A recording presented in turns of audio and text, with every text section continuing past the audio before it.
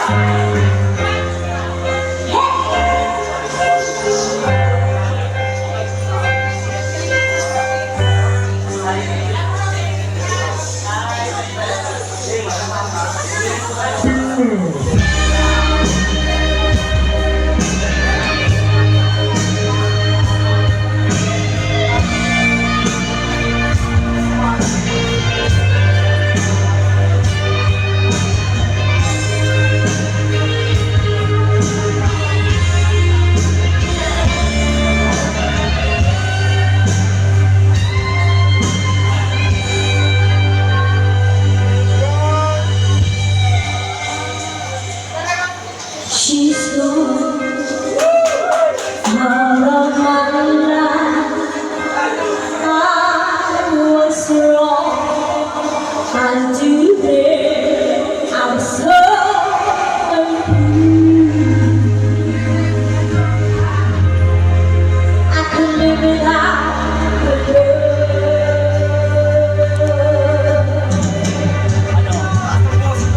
In my life, there's this and there. All my dreams are lost.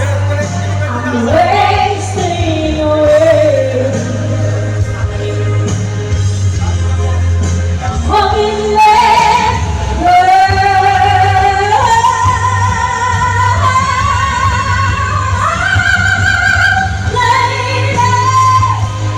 won't you save me?